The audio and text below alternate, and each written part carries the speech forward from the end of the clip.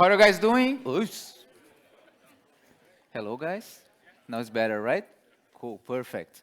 You guys probably are hearing me. I cannot see everyone because there's super huge lights here, and I don't know why I'm speaking like not loud, but it's okay. Yeah, because this is quiet right now. Thank you all for being here to uh, be present in this presentation because most of the time testing is not the favorite topic for everyone, right? But I really appreciate that you guys are here trying to learn a little bit more about testing. I'm talking about testing all the time. I'm the tester guy most of the time. And today we're going to talk about how we can use Rest-Assured and OpenAPI generator. And on top of that, a super small architecture or patterns or abstractions to make it more reliable, to increase to decrease the maintenance and to make it like super good to use in different teams. So my name is Elias Nogueira. I'm from Brazil. I currently live in the Netherlands. And I have a super important point for you.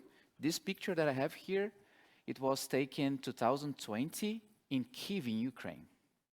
And the time I was there, I felt home. It was super weird for me because I was there in Kyiv. I was looking into the architecture, people talking with me like friendly people, and okay, I'm in Brazil because it looked like the same of Brazil. And I love that place, 2020. And nowadays, we know what's happening. I have a lot of friends, I have colleagues still working there in the middle of the war. They are, yeah, it's super sad. And if you guys can help, please help in any way possible. So it's super important for them as well to have our support, okay? If you guys want to follow me on Twitter or social networks, Elias Nogueira, this QR code goes to my public speaking page, so you guys can have access to this presentation, to the code that you're going to share, and everything, okay? I will show this same QR code later in the end of the presentation. Cool. So some context and agreements. First agreements. I love when people ask me questions during the presentation, but right now it will be a little bit, I cannot see everyone, so because of the lights, I will park the questions to the end of the presentation, okay? So you have like some time to ask questions, to interact a little bit. And just a little bit of context. The way I will show to you how to use this OpenAPI generator with Rest-Assured to create a better architecture, I'm applying this right now for 17 teams. And so far, it's the best approach possible we created for that. More teams are using the same approach in our company, but more or less is how we are using it, and I'm sharing you, okay? I will show some slides, of course, some boring content, explain this, blah, blah, blah, blah, blah, blah, and code. Cool? So you're going to see some code, see some things like running, sometimes failing, slides, blah, blah, blah, blah, blah, blah, blah, blah, code. Cool? Nice. Nice. What the problems we need to solve during testing in general or with API testing? We need to have cleaner code, right? Because sometimes tests can be super verbose. Like we can create a lot of code and we can like barely understand sometimes what we written there as code. So we need to follow this clean code approach. Low test, maintainability, super difficult word for me. Maintainability. We need to, it's super important for API testing to try to associate all the tests with the OpenAPI specification. If you're not doing this, we are doing a little bit wrong. We need to connect those two things. And of course, we need to create a way to share code between services. Why is that? Because when we do microservices, create microservices, it's not only one team managing all the microservices, right? One team is responsible for one or two, another team is responsible for another microservices. In a certain point, we need to test all those microservices. So this approach will give some hints how to connect those different microservices and create something super good instead of running tests for the self-contained microservice in the integration layer, let's say. You can integrate with everyone. We can run basically end-to-end tests through the API layer without the front end. And this is good because it's faster than the web or mobile UI, and you can prevent a lot of issues before you go to a web app or a mobile app. Cool. So just to explain the backend application, I have a super silly backend application here. I have two APIs, simulations and restrictions. Simulations is a CRUD operations to create, delete, etc., a simulation. And a restriction will check if like the main data I have has a restriction for that or not. If there's a restriction, it will do something. If it doesn't have a restriction, we'll do another thing. More or less, the main feature of this backend application, when I create a simulation, when I post it, there is an internal check for restrictions. Checking, okay, do you have any restrictions? If you have a restriction, you cannot create a simulation, take a low one. If you don't have, it's okay, you can finish it. Cool. If we would have a front-end application for that, it would looks like more or less like this. A front page where I will fill this CPF. CPF is the Brazilian Social Security number. So I fill in the Social Security number. There's a restriction check. If I have a restriction, cannot do anything. If I don't have a restriction, I can try to take a low one. Super easy, right? One super important thing for any API testing, it's all the time checking the OpenAPI specification, right? The documentation for it, because it's the main point of documentation. We can understand the endpoints, the HTTP methods, the returns, and after that, we go through all the internal features and restrictions we have. So this is the OpenAPI specification in the front-end part. We will see the doc later, but more or less, I have for the simulations all the CRUD operations, super easy. If for the restrictions here, I have two get endpoints, one for version 1 and another for version 2. We are going to ignore the version 2. We are going to focus only on the version 1 because it's the main focus is try to create this whole infrastructure, okay? But super easy. And I don't know how familiar are you guys, but all the time we need to check the OpenAPI specification to see, okay, how I can interact using Rest-Assured, we're going to see that, with the PUT, updating on resource. So you understand the parameters, the request body, the response bodies, all the stats code, etc. Okay? Let's talk about Rest-Assured. Who doesn't know what Rest-Assured is? Okay, cool, nice. Not nice, but it's okay. So you guys are in the right place right now. So what is Rest-Assured? It's a DSL to simplify REST testing, REST-based services testing. What is a DSL? A DSL is basically a builder pattern applied into a code where we can create a more understandable approach to use those libraries. Rest-Assured use the behavior-driven development syntax, but there is nothing to do with behavior-driven development test automation, okay? It's only use the keywords given when then to make it more clarity for us to use it and to understand the code later. And just an example, this is a super silly Rest-Assured test for a post endpoint. So basically I have like all the imports specifically for Rest-Assured and for testing. Here I'm using Handcrest because it's the internal library, internal testing library for Rest-Assured. I have the add test in JUnit 5. Now it's super easy to understand, even for those who doesn't know what a Rest-Assured is or how to use it. So I have like given. Given I have a parent with a parent, the parent key will be name and the value is Elias. When I do a post into this endpoint, then the stats code should be 200, which means okay, and the response body will have an attribute there called message, which has a value as hello Elias. Difficult to understand? Difficult to maybe create a test for an API? Super easy, super easy. But just to give you a spoiler, this is not the best way to use Rest-Assured, but it's the first possible way, and we can have a lot of benefit from it, but I will show to you the best approach ever to use it, okay? Test using Rest-Assured. So this is a completed test. I have two different things here. I will focus more explaining the code inside the IDE than the slide, but this is the test to create a simulation, to post it, create a resource. And this one is super similar, but is the one updating it. And what is the difference? To update, I need the change the object, and of course I need a key to know which object I'm updating. But just to tell you right now, we have those slides that show me the code. And I will show the code, I will run those tests, and we understand a little bit more. So,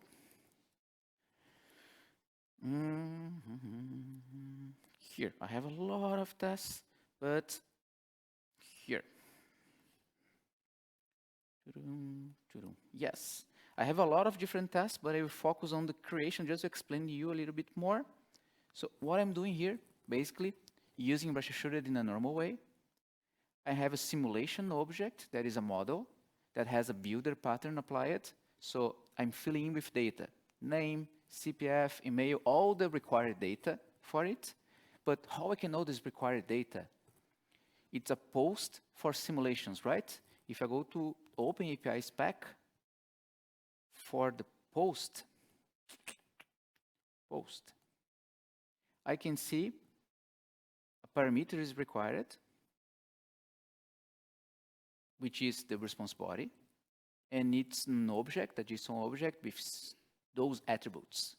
What I did, I have a class matching those attributes, okay? Exactly with the same name. And this is actually a feature from Rest-Assured called object mapping. If I create a class matching the attributes from my request body, my response body, Rest-Assured will magically transform this in a JSON object for you for free. You don't need to do any magic behind the scenes. So, given I have this, I'm using Rest-Assured. Given I have a body, which is the request body, as simulation, which is this set of data, and the content is JSON. When I post to the simulations, then I will remove this. Status code is created. And for this, I'm using actually the correct way. When we create a resource, instead of returning the whole object, we should return the location of that object, right? With the full path for the object to create it later. So I'm returning the location, and I'm trying to see, okay, this location contains the CPF, that is the key that I will use? Maybe. One thing, I have only here simulations, right? In the, to create the post, to do the request. But in the OpenAPI spec, it's API version 1 simulations. So one thing with Rest-Assured, we need to tell Rest-Assured where I will run those tests.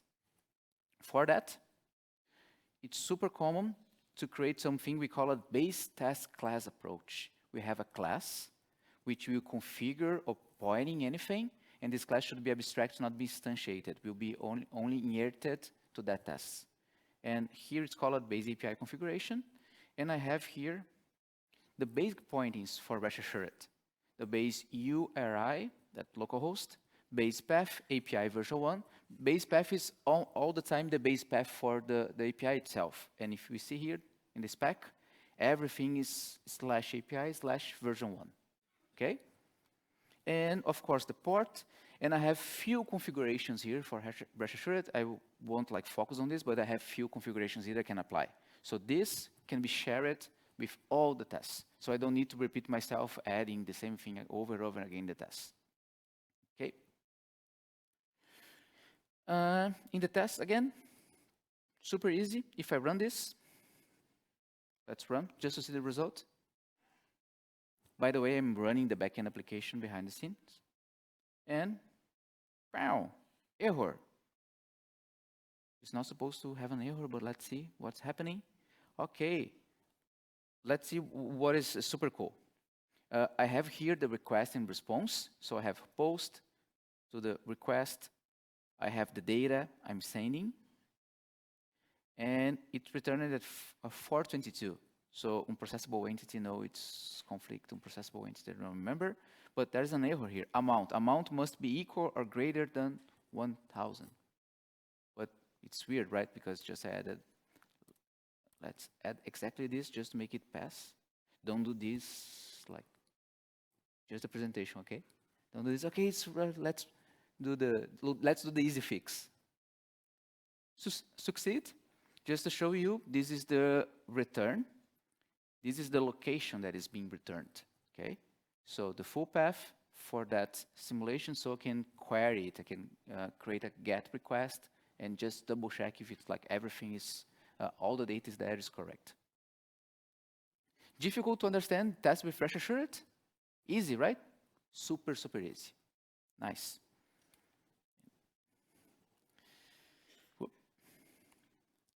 So, but this kind of test, could you guys figure out that the amount part, the amount attribute, has a validation, right?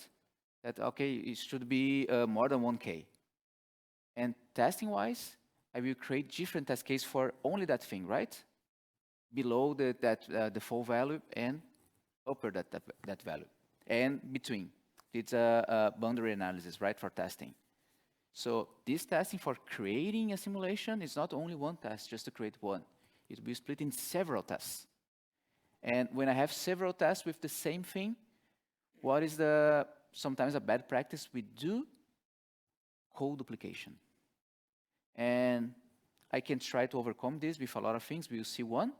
But when it comes, it starts to not scaling a lot because it will require more maintenance for that. So a possible way to try to not duplicate everything, but have central points to, okay, if it's a duplication, we create a central points to handle this duplication. With Rest-Assured, is called request and response specifications. That is the second level to improve a little bit our tests. So in this case, what I have here, I know that the precondition that is submitting the object and the expected result, which is asserting if that allocation is correct. I just created here the request specifications. What is this? Basically, I have a class with all, you can create any approach for that, but I have here request specification for the body pattern, and I'm adding, set body simulation and set content type JSON. This is super silly because there's only two parameters, but normally we have a lot of parameters to manage. Same for response. I'm creating a response builder using the builder, expecting the stats code, and expect the header, which is the location part of it, and contains that specific string. So I will have this in multiple tests. So I'm going to try to decrease the amount of code duplication for that. Okay? Show me the code for that. So here it's not using the request and response specifications, but I have it. Where? Here. And I have it not only,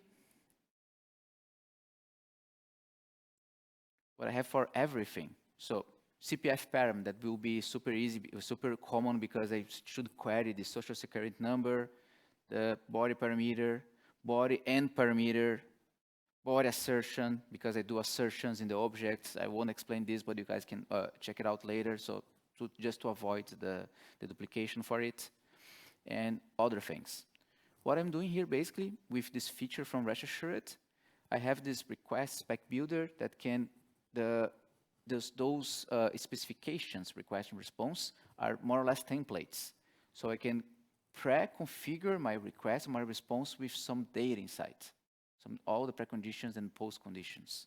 And I'm doing exactly this with the body, with the content type here. In the test, I could easily, in this one, replace this part using a spec, simulations, specifications, and using the correct one, which is body pattern simulation. So I'm just removing a small silly duplication that I will have for multiple tests related to this feature, okay? To this request, sorry. Of course, if I run it, let me just change in the CPF because it's a primary key. If I run, it will do the same magic behind the scenes. It will run without any issue. And the request will be the same, the validations will be the same. Cool?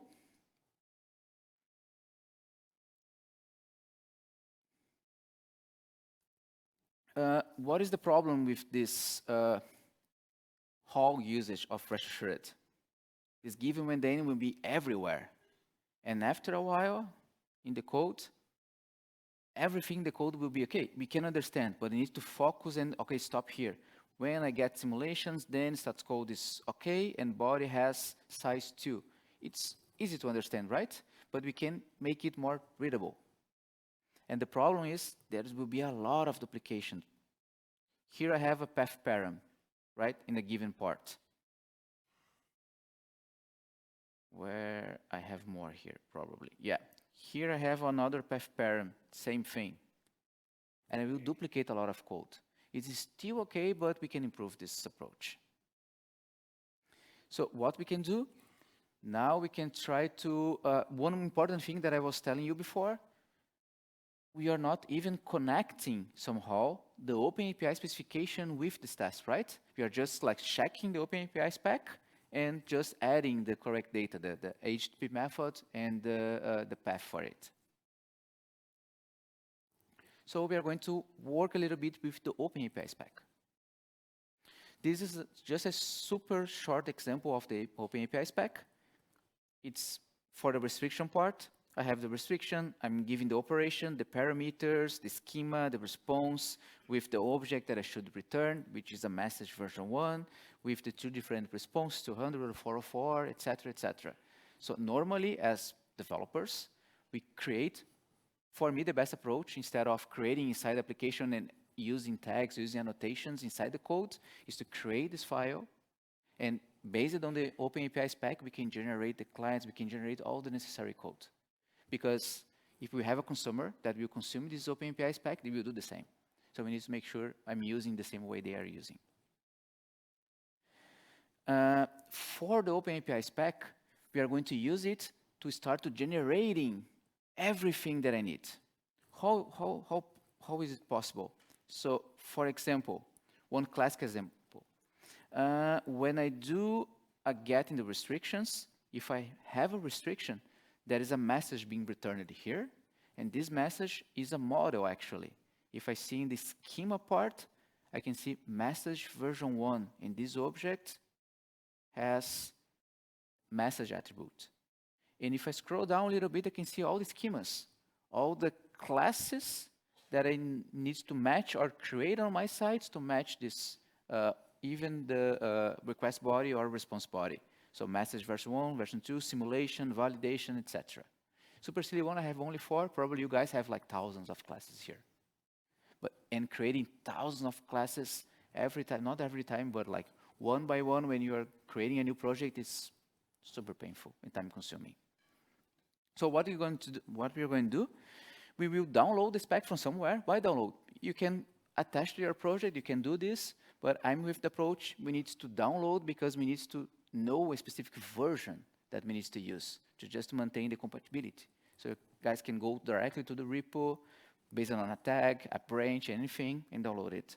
And we are going to use the OpenAPI generator to generate all those classes for us. Oops. How is that possible? So first thing, I will use this Wagon Maven plugin to just download the spec and place it somewhere to use it later. How will we use it? This is the super ugly XML to use it, but just to explain that, it's still XML, yeah. Thanks God it's not YAML. I don't like that much the YAML syntax, but yeah, still okay.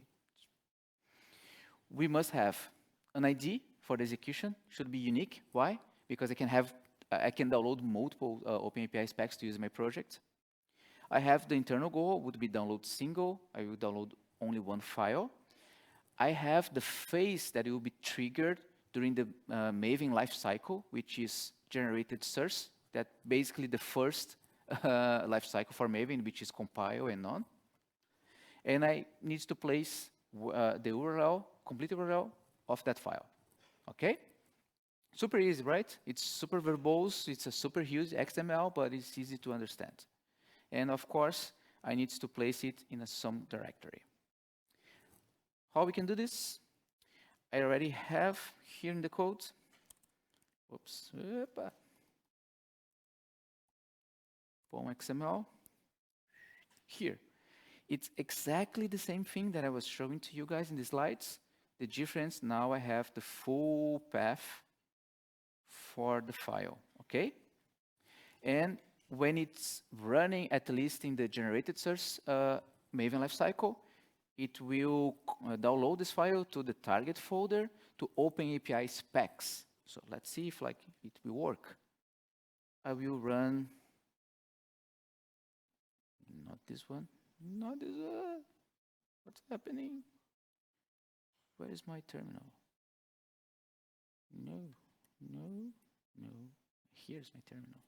Yeah, so mvn clean compile. If I run this, I will explain a little bit, but can you see this part? It's downloading the file and placing into a directory, which is target in the OpenAPI spec folder. So if I go there,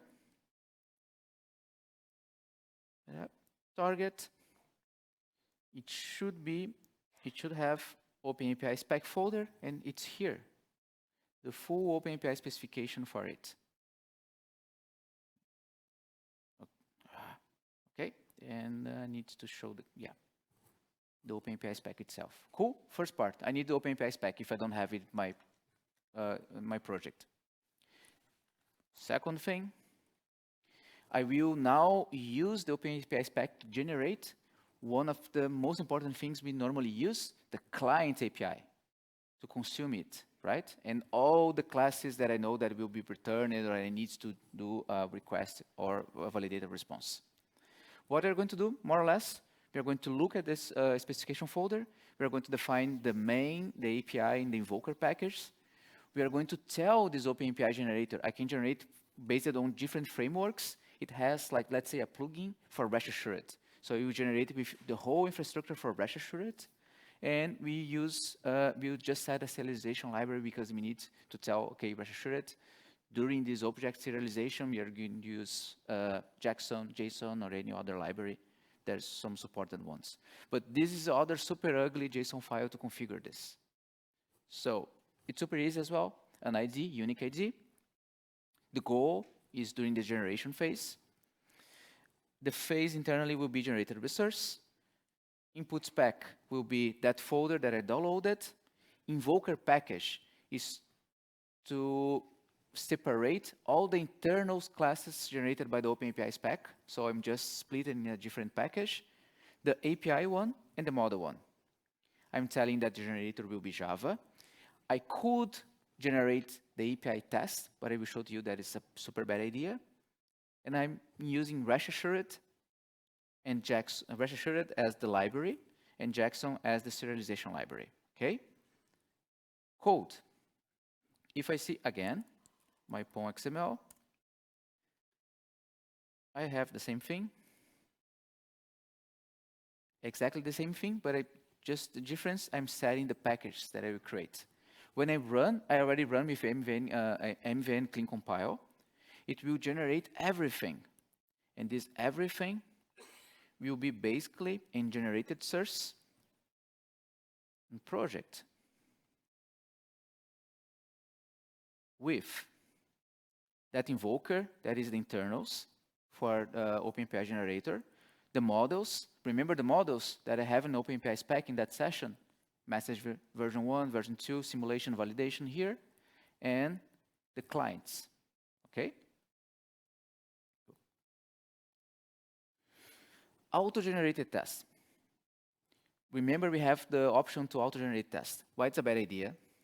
Because, let me just skip directly to that. This is the auto-generated test. It's super verbose and like a little bit weird to understand. So I have a creation for the whole request with a hard-coded path for that to localhost. That is not a good thing. And the test here, it's doing nothing. It's not even a test, right? It knows that has an CPF that knows that should use this one using get method, but to do test validations. Of course, they don't know which test validations to do because we need to do that. But it's still, this whole class, it's still based on JUnit 4, and there's a lot of improvement because it's not following the Rest-Assured approach and new versions of it. So it's another good thing to auto-generate this for you, okay? I won't show this code because basically it's exactly this. What I will show to you is the architecture to make it better. And for this architecture, we are going to split in those different classes. We must have one class, call it anything, but it should build the APIs auto-generated. After that, I will create an abstraction for the client itself to just remove all those weird naming methods and some code inside. After, I will create another abstraction called service, and this service will be the actual actions for the test, used by the test, and can be one action, and I can group a set of actions to create, like, to test what it needs to test. And of course, it involves data. If you guys are super needs to generate different set of data, use different set of data, it's better to have in another class generating for you with different perspectives. So when we generate through the OpenAPI spec, we have this class simulation API, for example. It has the delete operation. There is an inner class inside. And look, I already have the request method, the HTTP method is delete, and the full base path. API, version 1, simulations, and even the parameter I should, the path parameter I should pass. Okay? To be able to build those those clients auto-generated by OpenAPI, I need to create a builder for that to make it easier to use. So this is more or less a code that will be all the time like this. I won't explain exactly what it's doing, but it's creating a base request specification using Rest-Assured, setting the base URI, the port, and returning it itself to be used for all the other requests. And when I do this, I need to use right now this builder into the API client. It's my first abstraction. So this is the restriction API, auto-generated. I have here the restrictions. These restrictions will be used by that builder to build this API. And after, it will be used directly in the method as a parameter for the class to set all those base things, base path, URI, port, etc., or any other configuration. And this is the one using getOper. This is the base request, the get request for the API, and it has some things like we can see that it auto-generated the path parameter for us, and if we see here, it's using request spec, that is the general, let's say, template. It knows that we need to add a path parent. Adding the path parent with the correct name, just expecting a value for it, of course. So the OpenAPI generator, using Rest-Assured plugin, let's say, can do these correlations. Okay, it needs a path parameter, a query parameter, a response body, anything. It will create this code for you. Cool? When we do this, we need to build the API and create this client abstraction. So to build it, what I'm doing here, I'm calling the restrictions API, auto-generated, and I'm use that builder class, building the restrictions part to create this common request.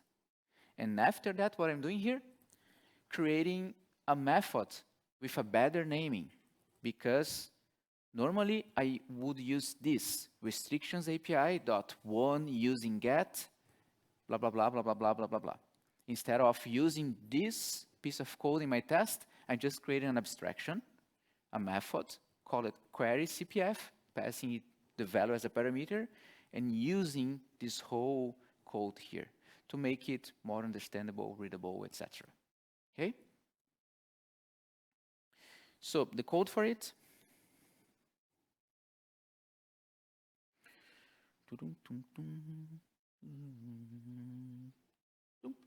Here, same thing.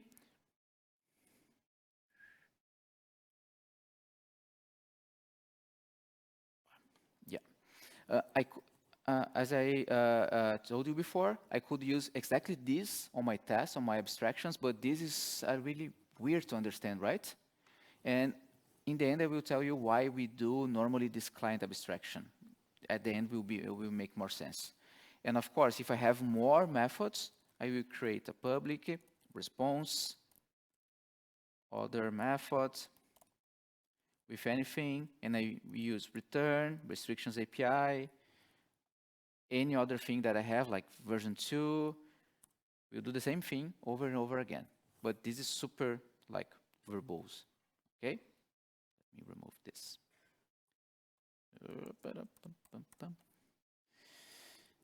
We are going to create the service part. This is the most beautiful part of the code.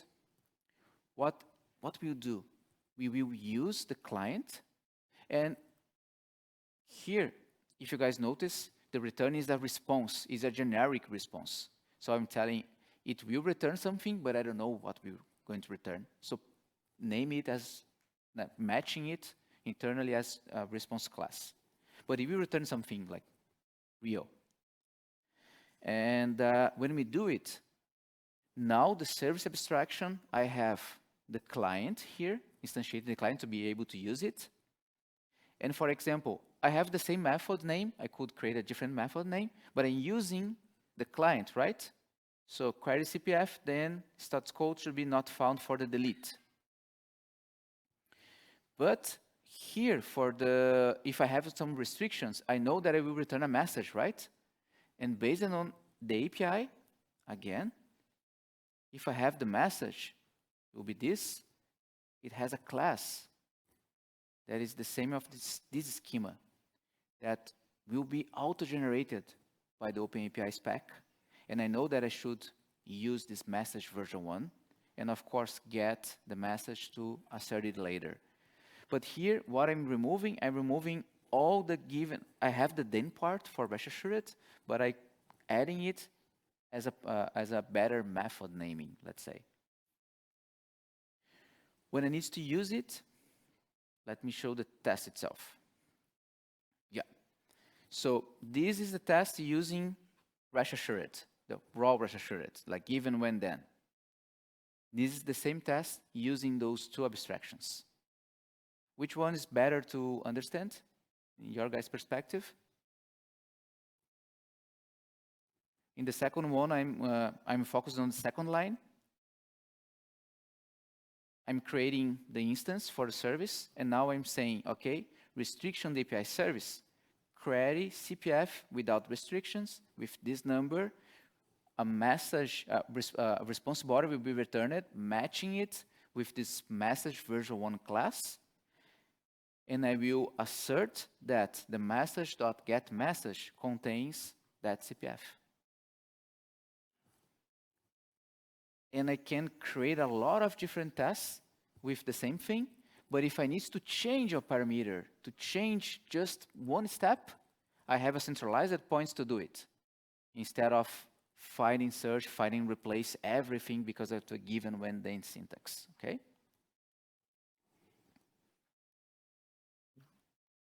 And show me the code. Let me show directly to you the site. So, in the test, for example, for the restriction,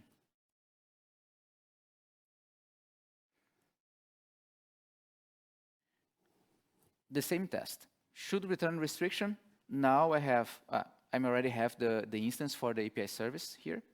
So, service query CPF with a restriction with this CPF, returning a message, and now message.getMessage, etc. I have for the Boolean, I could create for everything. And of course, this, in the restriction API service, I have exactly this. And what I could do, if this query CPF with restriction has more than one, has several requests for my client, I can encapsulate, instead of course, returning, I could, like, for example, var message, okay, and I know that maybe I have to call again the restrictions API and do another thing. Eita, thing, Jesus Christ, thing. And another thing and another thing. I can chain a lot of requests and use only one method. Okay? Makes sense for you guys? This is the most beautiful part for it. Cool. So no, this not this one. Yeah. So recommendations in general is to try, let me see, would be better to try to follow a little bit this approach. Why? Why I'm telling you this approach is good? Remember that I told you, if you have different teams managing different microservices, right? If you create the client abstraction, you can create a project only for the client and services, one project to use, and you have a separate test project. So it don't make sense right now, but like, why I split like this client and service, and after that the test? Because if you have the simulation API or the restriction API, and 10 different teams needs to use these restrictions to create some tests as well, they can import the project and they can use all the methods you already created for that. They don't need to re-implement everything again and again and again. And sometimes if they try to re-implement, they maybe are getting a different version of the OpenAPI spec, there's a breaking change or there's something they don't know, they will be blocked, they will ping you, you need to fix that, we need to explain, oh, I sent a message on Slack 1 month ago, explain this. It's better to try to create these reusable pieces to everyone to use it, okay? Cool. Let me show one thing from another presentation I have, will be a little bit better. So we are creating this abstraction to more or less create like this. If I have different APIs in the backend and I need to share this approach, like all the tests and all these pre-requests that are already created to do anything, I can have a client and a test project. The client will have all the client implementation already generated by the OpenAPI generator and the service abstraction, and the test will use it, and other teams can use the same thing, because just import it, use that methods. And one good thing to try to avoid duplication among all the projects, you guys can apply like a common or a parent project to place all the libraries, place common code, because let's say you guys need to authenticate in the API. All need. You're not going to duplicate the same code, right? You're going to create the code in a library, and everyone will use that library to authenticate in an API. So you can start splitting more projects as far as you're growing more in the API part. And you guys probably are facing this. You don't create only one API. So it's thousands of APIs sometimes in a company. So we need to manage somehow. Cool. Let me go. So this is what I would like to show to you, to share with you. Again, if you guys would like to follow me and see more content about testing, my Twitter, my LinkedIn, this Academy has, you guys will have access to this presentation, the code, and everything that has it, okay? Thank you so much, and if you have some questions, now we can like just see here and try to answer to you. Cool? Thank you so much, guys.